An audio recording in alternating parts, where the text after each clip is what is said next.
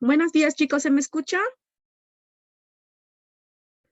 Hola, a los que están presentes. ¿Se escucha sin ningún problema para que Buenas comience? tardes, doctora, sí se le escucha. Oh, gracias, David. Ok, vamos a continuar entonces la anterior teórica sobre los registros intermaxilares. Hoy la vamos a concluir. Nos toca la parte de, les voy a mostrar acá, relación céntrica, ¿ya? Relación céntrica, al igual que dimensión vertical, es uno de los registros más importantes que nosotros tenemos que tomar en cuenta al momento de poder rehabilitar, en este caso, con prótesis totales. Es un elemento muy importante porque nos va a ayudar a posicionar la mandíbula en una posición correcta para que cuando el paciente tenga las piezas dentarias, en este caso artificiales, es desdentado total y en el caso de ser desdentados parciales, podamos complementar con las piezas dentarias artificiales de forma correcta. Relación céntrica es un movimiento, una posición de la mandíbula en el plano horizontal. De aquí se va a relacionar con otros movimientos que ya no son en posición céntrica, como los movimientos laterales o excéntricos, o movimientos que se van a encontrar en la parte anterior, como ser la protrusión, o movimientos que se van a encontrar en la parte posterior, como ser la retrusión. Por eso es que, tomando en cuenta esa relación que tiene con otros movimientos, se ha tratado de explicar la posición exacta, en este caso del cóndilo, con respecto a la cavidad glenoidea. Se han hecho muchas definiciones a través del tiempo y muchas de esas definiciones ustedes las deben conocer. Por ejemplo, las definiciones de relación céntrica, al igual como en dimensión vertical, se ha tratado de explicar esa posición, vuelvo a repetir, del cóndilo en la cavidad glenoidea, y se lo ha tomado en cuenta muchos autores que están aquí en pantalla, como ser Boucher y McCollman, que nos decía hace tiempo atrás que o trataban de explicar la posición del cóndilo en la cavidad glenoidea al realizar la posición de relación céntrica, que el cóndilo se encontraba en una posición más retroída en ese caso del cóndilo en relación a la cavidad glenoidea. Otro personaje muy importante fue Stuart, que seguro al revisar literatura lo han tomado en cuenta. ¿Qué decía del cóndilo en relación a la cavidad glenoidea? Una posición más posterior, superior y media. Otra definición, Dawson, que nos dice que la posición de la cavidad glenoidea o del cóndilo en la cavidad glenoidea va a ser una posición más superior. Otro autor, Long, que nos dice igual que la posición del cóndilo en la cavidad glenoidea es una posición más posterior y superior. Y así, muchas definiciones han tratado de explicar la posición exacta de relación céntrica en relación al cóndilo con la cavidad glenoidea. Ash, por ejemplo, una posición superior como también media. Robert Lee, una posición del cóndilo arriba y adelante. Ahora, en la actualidad, todas estas definiciones que se han dado, se ha tratado de explicarlas y mejorarlas. Y se ha llegado a la conclusión que todas estas definiciones que nosotros habíamos estudiado, porque muchos de ustedes ya la conocen, simplemente abarcan la posición del cóndilo con respecto a la cavidad glenoidea, como han visto acá desde un punto de vista geométrico. Pero si nosotros vamos más adentro de lo que es relación céntrica, vamos a tomar en cuenta que no solo es la posición del cóndilo en la cavidad glenoidea, porque este es un ser vivo, hay estructuras que se encuentran alrededor y que de ahora en adelante se tienen que tomar en cuenta, como ser el menisco articular o disco articular, las cápsulas que se van a encontrar acá para posicionar esta cavidad glenoidea con relación a su cóndilo e incluso los músculos. Si bien se ha tratado de explicar la posición del cóndilo con respecto a la cavidad glenoidea en una relación céntrica, se ha tomado en cuenta ahora otros puntos de vista en la actualidad. Uno es el punto de vista mecánico, articular, que está relacionado con los autores Posel y Guntowski, que ha definido que la relación céntrica es como un sinónimo de eje de bisagra. ¿Qué significa eje de bisagra? Un eje terminal que va a pasar a través de sus cóndilos y que va a permitir que cuando la mandíbula entre en relación céntrica, ésta pueda producir eje de rotación. Entonces, ahí vemos una forma o un punto de vista mecánica, que es la definición que ahora se está teniendo de relación céntrica. Otros, en cambio, ya lo han tomado desde el punto de vista fisiológico en la actualidad, donde han dicho que este autor, Lee Dawson, Creer y Okeson, describen a la relación céntrica como una posición, una relación de cóndilo y disco.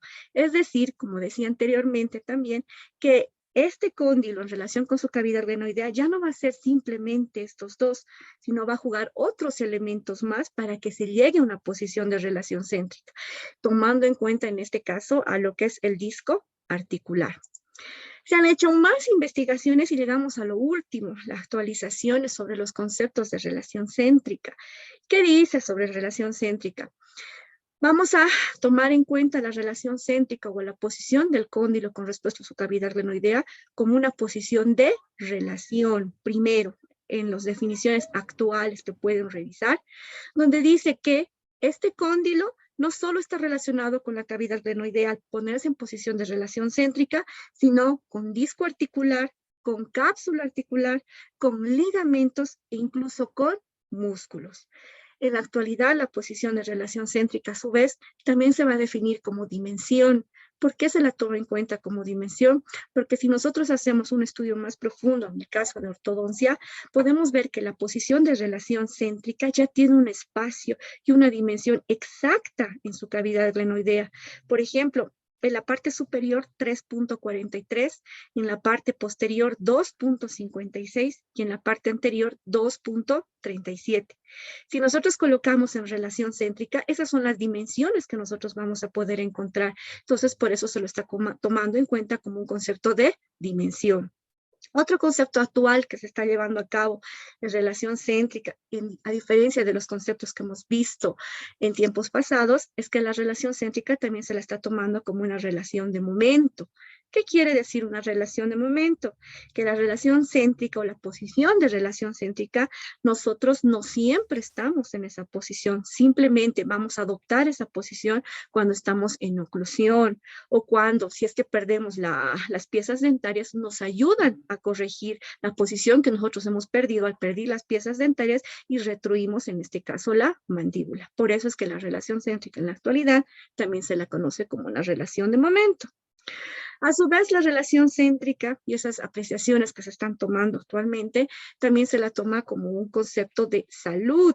¿Qué quiere decir? Que si el paciente está sano en sus piezas dentarias, no las ha perdido, automáticamente va a tener esta posición de relación céntrica, a diferencia de las personas que puedan tener inflamación tanto en el ATM como también a nivel de las piezas dentarias.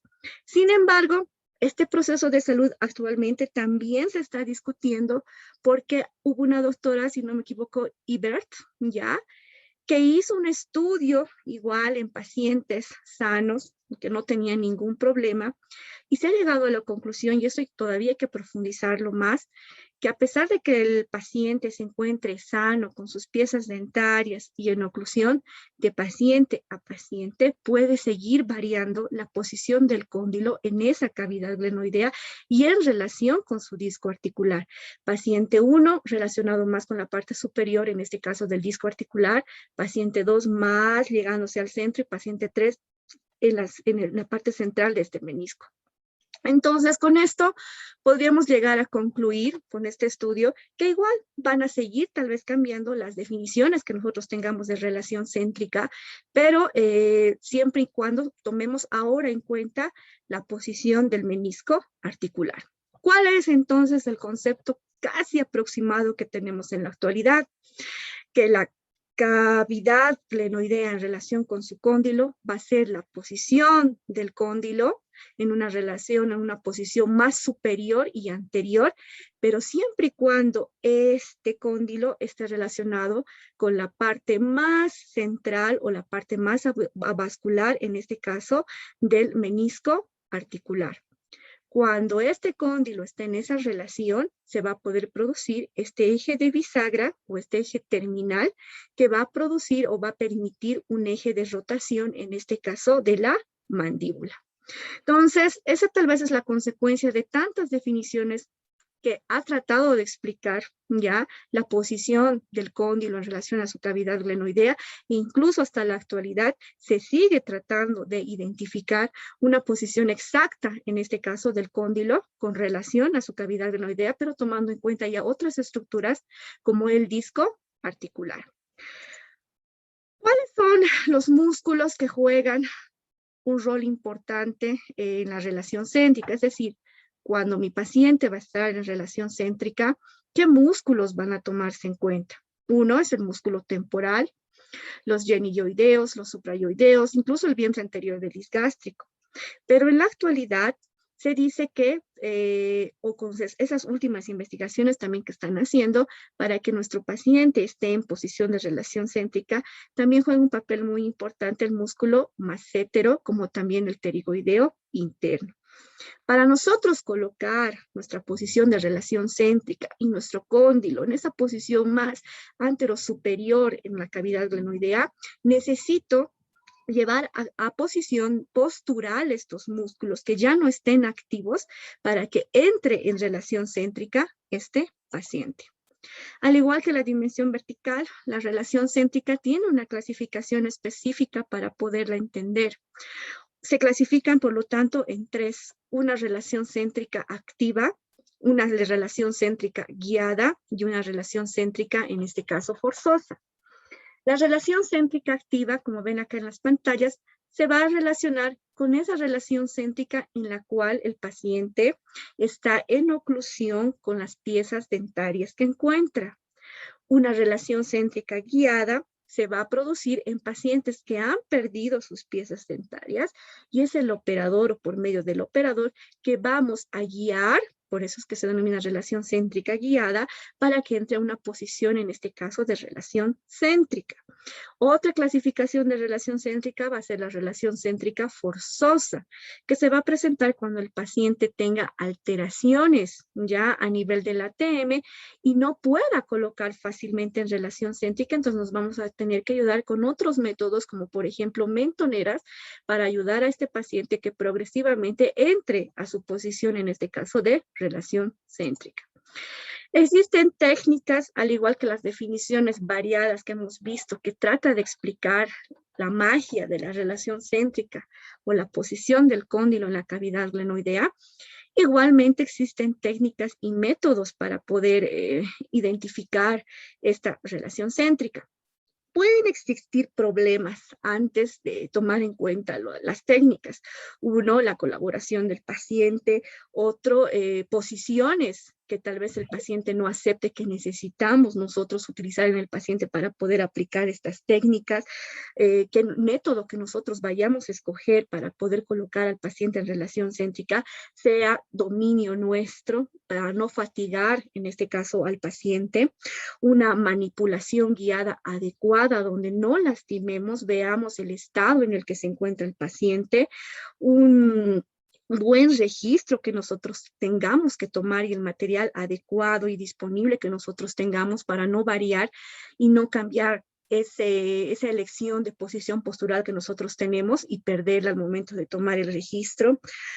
Una tensión que podemos ocasionar el paciente, que nos ayudaría a fallar en el registro de relación céntrica. Y otros problemas que se nos puede presentar. Por ejemplo, problemas que se nos puede presentar cuando el paciente ya sea desdentado total, sería problemas biológicos, ¿no es cierto? Cuando un paciente ha perdido sus piezas dentarias por mucho tiempo, entonces vamos a tener ese problema de restaurar progresivamente la relación céntrica. Problemas psicológicos, problemas mecánicos que nosotros podemos tener porque no tenemos tal vez la habilidad todavía de poner en posición de relación céntrica a este paciente y lo podemos agitar. Entonces, todas esas cosas que les he mencionado tenemos que tomar en cuenta antes de poder llevar a cabo o aplicar las técnicas y métodos que nosotros vamos a conocer, que es un repaso también para ustedes.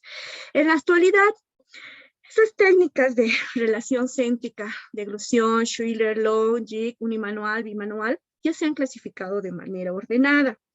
La primera es denominada técnicas fisiológicas, que se van a dividir en métodos de deglución y Schuller para poder obtener la relación céntrica.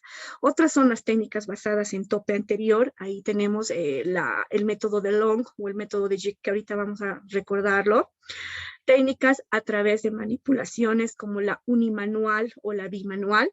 Las últimas técnicas que también se están adoptando para poder poner en posición de relación céntrica al paciente serían las técnicas de electroestimulación, la técnica de axiografía y otros métodos antiguos también que vamos a recordar. Tenemos que tratar de aplicar, si es posible, todos estos métodos para poder obtener una relación céntrica óptima en nuestro paciente, o si bien escogemos uno, tal vez de colaborarnos con otros más para así no tener problemas con nuestros pacientes, que son los problemas que les he mencionado anteriormente. Vamos a ir repasando cada uno de ellos. Por ejemplo, las técnicas fisiológicas de deglución. Igual, así como la dimensión vertical, la deglución nos va a ayudar a nuestro paciente a poder ponerlo, posicionarlo en relación céntrica.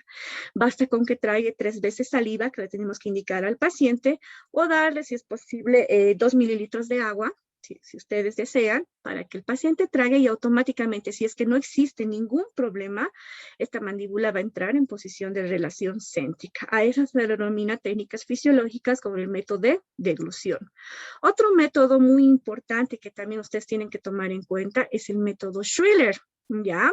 Este método Schiller es el que ustedes conocían, que es adoptar o ayudar, o es el que más se utiliza en un paciente desdentado total para colocar esta mandíbula en posición de relación céntrica, y es pedirle, como están viendo acá en la imagen, al paciente que coloque la punta de la lengua en el paladar. Si es que no les colabora mucho y tenemos problemas mecánicos o de relación con el paciente, colocamos una bolita de cera a nivel del paladar o a nivel de la zona post-damming, que ustedes ya la conocen, y le pedimos que coloque la punta de la lengua y que toque con la punta de la lengua esa bolita de cera, y automáticamente, si es en el caso de desdentados totales, vamos a poder colocar la mandíbula en posición de relación céntrica. Estas son técnicas fisiológicas que se pueden utilizar siempre y cuando el paciente no tenga ningún problema, en este caso articular. Otras técnicas, que son las técnicas que les he mencionado acá, son las técnicas basadas en un tope anterior. Igual, estas técnicas basadas en un tope anterior se dividen en dos. Una es la técnica de Long, que son las laminillas espaciadoras de Long, que ustedes ya lo han también debido aplicar, o bien el desprogramador con tope anterior, que es la técnica de Lucía. Vamos a ir viendo cada una de ellas, la vamos a explicar de manera general. Estas laminillas espaciadoras de Long están o pueden ser confeccionadas, si ustedes quieren, a base de lámina de cera o acetato. En el caso de que sea acetato o cera, tiene que tener 5 centímetros de longitud y 1 centímetro de ancho. Agarradas varias laminillas, ya sea de acetato o de cera, por un punto, ya sea con un alfiler o con algo que ustedes lo puedan sostener. Si no me equivoco, también esto venden en las casas dentales. ¿Cómo voy a obtener yo mi relación céntrica en este paciente como punto importante de un registro intermaxilar? Debo colocar en la boca del paciente a nivel de los incisivos superior e inferior, y haciendo o diciéndolo o informándole al paciente que cierre levemente y ponga en contacto con estas laminillas. Vamos a empezar de uno en uno y no de golpe. Hay otras técnicas y otros libros que he estado revisando que nos dice que coloquemos de manera arbitraria tal vez todo el conjunto de laminillas. No estoy de acuerdo porque necesitamos cuidar la integridad del ATM y esto tiene que ser progresivo si es que el paciente tuviera problemas a nivel articular. Entonces colocamos 1, colocamos 2, con intervalos de 5 minutos si ustedes quieren, hasta verificar que en el extremo posterior exista separación, ¿sí? No exista contacto dentario posterior. Cuando logremos esa separación de contacto posterior, podemos agarrar y después quitar también estas laminillas o esta técnica o este método, laminillas espaciadoras de Long, progresivamente hasta llegar al contacto dentario, donde sabemos que la mandíbula va a entrar en posición de relación céntrica porque los músculos ya se encuentran en estado de reposo, ¿ya? Entonces, de esta manera, tomamos el registro, ya sea con láminas de cera, ya sea con silicona de adición o incluso pasta sinquenólica, el registro de relación céntrica en este paciente, que es el último componente de los registros intermaxilares. Otro método es el método técnica de Lucía, que es un desprogramador que están viendo acá, que generalmente se hace en base a acrílico. Tiene que estar en relación con los dientes o incisivo superior como también inferior y la parte posterior como un plano inclinado. Se le pide al paciente que cierre, se hace una prueba de o ajuste oclusal hasta que simplemente se detecten los dos puntos, ya que corresponden a los dos incisivos inferiores. Se hace el desgaste hasta que se permita, como están viendo en esta imagen, no sé, así como están viendo en esta imagen, que no exista contacto dentario posterior. De esta manera vamos a desprogramar la oclusión que tenía este paciente y vamos a poder colocar esta mandíbula en posición de relación céntrica. Igual pueden utilizar para este registro ya sea cera roja, ya sea silicona de adición, o ya sea también pasta sinquenólica, el material que ustedes deseen para poder registrar una vez retirado este tope o técnica de Lucía, como se denomina, fuera de boca y tomar registros de posición de relación céntrica. Otras técnicas que creo que son las más famosas y que las que han debido utilizar, son las técnicas a través de la manipulación. Igualmente, este tiene dos métodos. El método unimanual o técnica chin point, que también se la denomina, y el método bimanual, que es para colocar en relación céntrica. El unimanual es el que se utiliza una sola mano, ¿ya? Vamos a estar por delante del paciente, es otra técnica para poder colocar en relación céntrica. Agarramos simplemente con 3 dedos, como están viendo acá, la mandíbula del paciente. Con el dedo pulgar nos apoyamos el mentón, con el dedo índice y medio, si ustedes quieren, vamos a rodear todo el borde inferior de la mandíbula y vamos a realizar ligeros movimientos, produciendo una apertura aproximada de 2 a 3 milímetros. Cuando ustedes vean que ya se encuentra en estado postural o de reposo, esta mandíbula ya está totalmente relajada, con mucho cuidado y levemente, y como nos encontramos delante del paciente, simplemente colocamos en posición de retrusión, en este caso la mandíbula, para tomar los registros de relación céntrica, ya sea por láminas de cera o por los materiales que yo ya les mencioné. Esta técnica unimanual de chin point, ¿ya? Se utilizan en la mayoría de los casos simplemente 3 dedos con una sola mano. ¿Y cómo vamos a utilizar de manera más fácil? Colocando al operador por delante, en este caso del paciente. Otra técnica a través de la manipulación para poder llevar a una posición de relación céntrica al paciente es la técnica bimanual. Esta técnica bimanual, como su nombre lo dice, fue aplicada por Dawson, por eso también la técnica Dawson, ya también se le conocen muchos libros con ese nombre. Igual se agarra y se posiciona a 2 manos, por eso se denomina bimanual. En esta técnica el paciente llega a utilizar hasta 4 dedos, si es posible, ¿no es cierto?, donde el pulgar va a entrar en posición o presión, en este caso del mentón, y los demás dedos que están viendo en esta imagen va a llegar a sostener, en este caso, la mandíbula por el borde inferior. ¿Cuál es la diferencia con la unimanual? Ojo, que puede ser también una pregunta de examen, ¿no es cierto? Que deben apoyar la cabeza del paciente en todo lo que es el complejo torácico del operador, para que cuando yo realice el movimiento de retrusión de la mandíbula y la coloque en posición de relación céntrica, esta no tenga desvariaciones, es decir, que no se mueva la cabeza más, sino que la cabeza se encuentre firme. Entonces yo igualmente como el anterior, realizo movimientos circulares, que están viendo como en esta imagen, en estas 3 imágenes que les puse de pacientes. Puedo realizar apertura de 2 hasta 3 milímetros hasta que se encuentre totalmente relajada nuestra mandíbula y procedo a la presión o proceso de retrusión para colocarla en relación céntrica y así tomar los registros, ya sea con los 3 materiales que les mencioné en las anteriores técnicas. Estas son las 3 técnicas aplicadas que más se aplican en nuestros pacientes. Si es que tuvieran problemas patológicos muy graves en los cuales son más delicados, se están implementando otras técnicas, como ser las técnicas de electroestimulación. Esta técnica de electroestimulación se utiliza con un aparato, el Electric Stimulation, si no me equivoco, que está basado en 3 electrodos, 2 anteriores que se colocan preauriculares por delante de los oídos y otro que se coloca a nivel de la nuca. Entonces se envían voltajes mínimos, ¿no es cierto?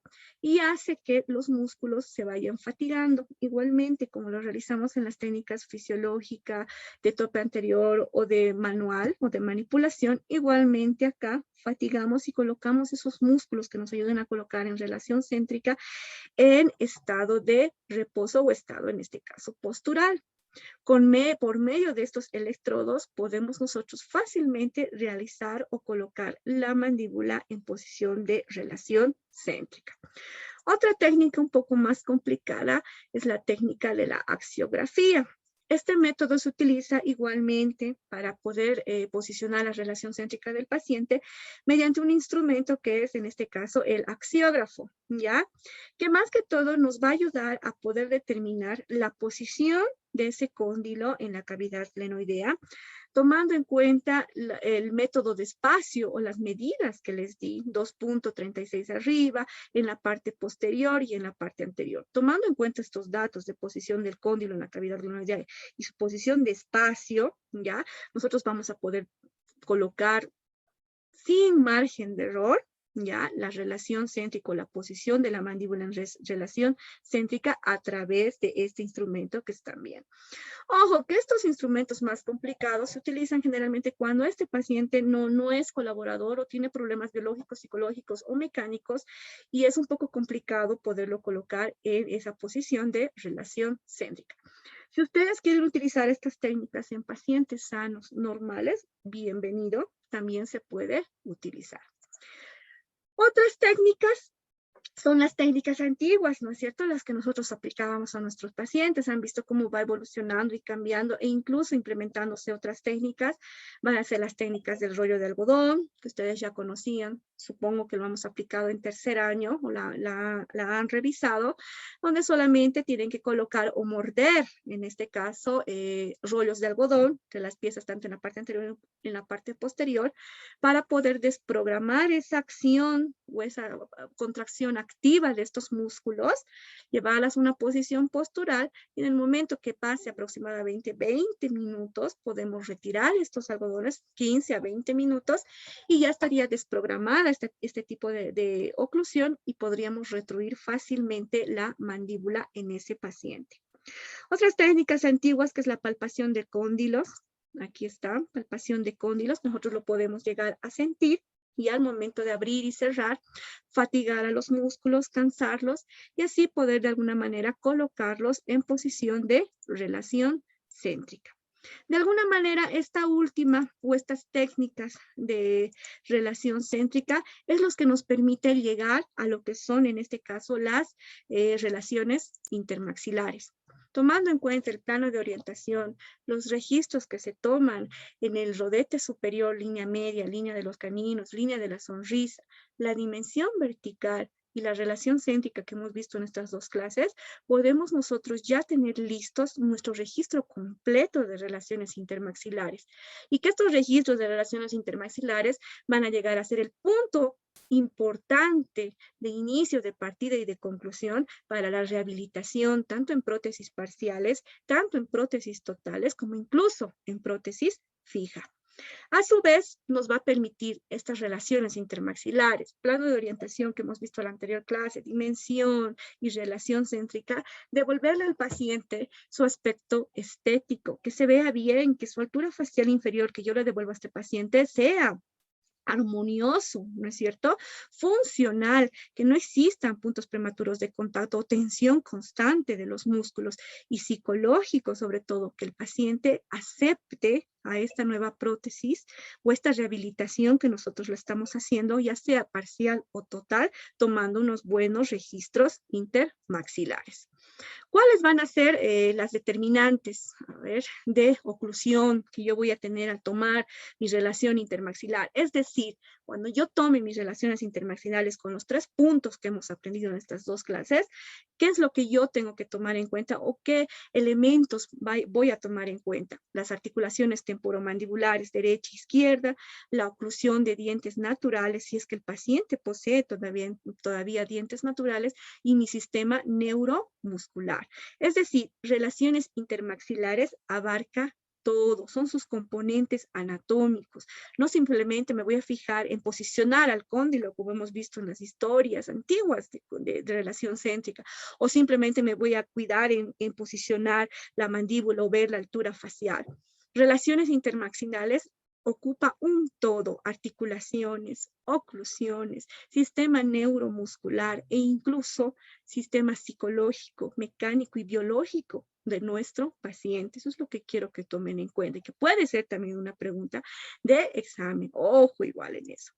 Con eso puedo decir entonces o llegar a un concepto, me iré un ratito para que puedan ver la pantalla, un concepto completo de lo que son las relaciones intermaxilares y que hemos hablado al principio de clases. Podemos definir, tomando en cuenta el plano de orientación, registros en rodetes superiores, dimensión vertical y relaciones céntricas, que ahora y en la actualidad un concepto completo de relaciones intermaxilares va a ser un método, un registro físico, primero, funcional, porque abarca todos los componentes que hemos visto, dinámicos y estáticos, ¿ya? De nuestro paciente, en sus relaciones que vamos a tener del maxilar superior y maxilar inferior.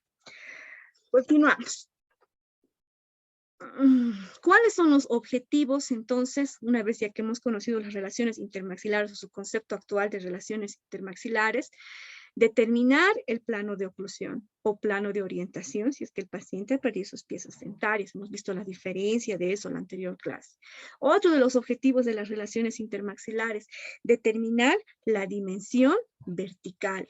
La más importante que tienen que tomar en cuenta de las relaciones intermaxilares, determinar la posición del maxilar superior con respecto, en este caso, al cráneo. Vamos a poder, a través de las relaciones intermaxilares, poder identificar la posición exacta de nuestro maxilar con respecto a nuestro cráneo. La relación, en este caso, del maxilar superior con el maxilar inferior de forma adecuada. Es decir, no podemos saltarnos de las relaciones intermaxilares porque podemos colocar la mandíbula en una posición no adecuada a nuestro paciente que nos puede causar problemas articulares. Y sobre todo, si nosotros vamos a tener unas buenas relaciones intermaxilares o registros de relaciones intermaxilares, como dicen acá, vamos a tener una buena transferencia de estos registros a nuestro articulador. Hoy en día existen articuladores que pueden reproducir casi al 100% los movimientos o registros que nosotros tenemos en nuestro paciente, como por ejemplo el A7 Plus, que es un articulador semiajustable que nos ayuda mucho, ¿no es cierto? Sin embargo, existen todavía técnicas que nos ayudan a utilizar los otros articuladores ajustables o semiajustables que también nos va a ayudar a reproducir nuestras relaciones intermaxilares, desechando totalmente la probabilidad de que nuestras relaciones intermaxilares sean trasladadas a un oclusor. Otro de los objetivos de nuestras relaciones intermaxilares van a ser de alguna manera conocer no solamente los movimientos céntricos, sino los movimientos excéntricos, porque tengo que verlos para poder registrar de manera adecuada mis relaciones intermaxilares. Y otro objetivo que es uno de los más importantes, con un buen registro de mis relaciones intermaxilares, yo voy a poder devolver a mi paciente un soporte facial perdido. Con todas las actualizaciones, estos serían los 1, 2, 3, 4, 5, 6, 7, 8 objetivos importantes de los registros en relación intermaxilar. Ahí vamos a ver, hay un poco de repaso. Las clasificaciones ahora de manera general de las relaciones intermaxilares. Hemos visto las clasificaciones de las dimensiones verticales, hemos conocido las clasificaciones de las relaciones, en este caso céntricas, ¿no es cierto? Ahora lo vamos a conocer a manera general. En un todo, ahora sí, ahí están las imágenes. En un todo, y eso que quiero que vean para ver si está completo, muy bien. Las relaciones intermaxilares se clasifican en 3. Ya ahora lo estamos viendo de manera general. Ya saben cuáles son los componentes de las relaciones intermaxilares. La relación de oclusión, muy importante para tomar las relaciones intermaxilares a manera de repaso. Plano de orientación, plano de oclusión. Plano de orientación, ya saben, aquí me faltó esa imagen. Cuando el paciente haya perdido sus piezas dentarias en desdentados totales, tenemos que determinar un plano de orientación. Relaciones verticales, habla de la dimensión vertical que hemos visto en la anterior clase. Dimensión vertical de oclusión, dimensión vertical de reposo, espacio libre, que de alguna manera nos va a permitir ayudar a poder devolver un registro intermaxilar que está relacionado con la altura facial inferior, como repaso que hemos visto en la anterior clase. Relaciones horizontales, que es lo que hemos visto hoy, la relación céntrica, la posición del cóndilo, la relación a su cavidad glenoidea como relación o registro intermaxilar muy importante, que nos ayuda igual a tomar en cuenta las relaciones excéntricas. Todo este conjunto que están viendo acá sirve para conformar lo que son los registros intermaxilares y poderlos, en este caso, ahí están las relaciones excéntricas, trasladar a un articulador semiajustable que nos permita, como dije anteriormente, reproducir los movimientos o los registros que yo haya tomado en este aparato. Tal vez este es ahora el más accesible, más adecuado para llevar a cabo unos registros de relaciones intermaxilares en nuestro paciente. Fue aplicado por Charles Stuart en 1955 y ya ha mejorado los arcos faciales para de alguna manera posicionar de manera correcta nuestro maxilar superior con respecto al cráneo. Ahora vamos a ver acá las imágenes. ¿Cuáles son las partes de este articulador que nos permite aplicar de manera adecuada los registros que nosotros hemos tomado? Ahí tenemos una rama superior, una rama inferior, las mesas para poder colocar, al igual que los articulados que ustedes han utilizado hasta ahora, igual sus platinas para poder colocar el superior o el inferior, su vástago vertical o incisal, y lo que es lo más importante, el arco facial. Este arco facial nos va a permitir de alguna manera posicionar de manera exacta el maxilar superior con respecto al cráneo en este articulador. Tal vez sin este podemos llegar a una posición casi exacta, pero utilizando el arco facial estamos aproximándonos mucho más a esa reproducción o ese registro que nosotros estamos tomando con respecto al cráneo acá en este articulador. ¿De qué consta este arco facial? Muchos ya lo están aplicando y eso me alegra mucho. Está constituido por los brazos, dos brazos, ¿no es cierto? Dos ramas, dos brazos que van a estar unidos por medio de 3 tornillos, 2 posteriores y uno anterior. Este tornillo anterior va a permitir que estos 2 brazos se puedan abrir y cerrar para poderlos introducir en el conducto auditivo externo de este paciente. A su vez, cremalleras que estamos viendo acá o apoyos que van a ir a nivel del nasion para posicionarlo de manera correcta. Aditamentos que estamos viendo acá, como ser la horquilla, que lo van a ver tal vez a más profundidad en práctica, ¿no es cierto? Cuando ya estemos en clínicas, que nos va a permitir relacionarnos ya sea el paciente dentado o desdentado, en el caso de desdentado con los rodetes, y posicionar este maxilar o registrar la posición de este maxilar con respecto a su cráneo para poderlos de alguna manera trasladar. De alguna manera esto, la utilización correcta de este arco facial nos ayuda a reproducir una posición casi exacta del maxilar superior con respecto al cráneo al articulador. Esa es la función entonces del arco facial. A su vez, como están viendo, se posiciona al paciente sentado, erguido, se toma los registros adecuados al paciente y se coloca ese modelo que se ha utilizado. Ahí estamos viendo posición o paso número 1, secuencia de registros intermaxilares al paciente adecuado. Paso número 2, que ustedes han visto, determinar el plano de orientación, colocar, se está cambiando la imagen, ¿verdad? ¿O se bloqueó? ¿Está cambiando? Creo que no estaba cambiando. ¿Se están moviendo las imágenes ahora? Hola. Posicionar el arco facial. Sí, hace rato creo que no estaba avanzando. Ya. Doctora, está en paso 3. Paso 3, sí. Hace rato creo que estaba hablando y no estaba avanzando. Ya. Entonces, como les dije, colocar el arco facial en los conductos auditivos externos que están viendo acá. Ya, después de haber tomado el plano de orientación como pasos generales del resultado de nuestros registros intermaxilares.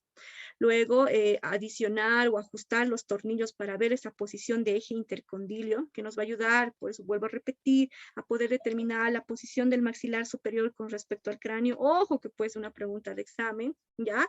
Continuamos, el paso 4, poder confirmar que los métodos que hemos aprendido de dimensión vertical sean los adecuados, devolviéndole la altura facial inferior adecuada, en este caso a este paciente. Paso 5, determinar lo que hemos llevado hoy día o aplicar, en este caso, las técnicas de relación céntrica en este paciente y la adecuada, poderla traspasar una vez que se ha tomado con el arco facial, poder colocar el modelo, en este caso, inferior. Ahí creo que me estoy yendo. Ahí están los registros de relación céntrica que tenemos que tomar en nuestro paciente para poder de alguna manera calzar. Y aquí un pequeño video. Me iré para que se pueda ver bien. Un momento, por favor.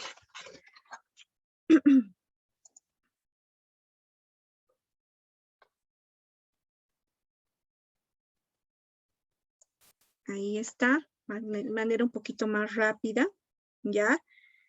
De cómo se coloca o se aplica para que tengamos más o menos idea de cómo van a utilizar. Podemos igual aprender con nuestro articulador que nosotros tenemos, vamos igual a aplicar las técnicas, lo vamos a ver en prácticas también, pero esa es la manera de poder aplicar en paciente y tomar los registros que nosotros ya hemos aprendido para poderlo trasladar, en este caso, al articulador. Ahí están las ramas superior, la rama inferior, los ángulos que nosotros tenemos que tomar de nuestros cóndilos, las platinas, donde vamos a poder montar, en este caso, nuestros modelos con los registros que nosotros lleguemos a tomar. Ahí está nuestra posición de nuestro maxilar superior con respecto al cráneo, ya trasladado a nuestro modelo superior, el cargado que tenemos que hacer, que lo vamos a aplicar en clínicas. Ustedes, sería excelente que lo podamos hacer.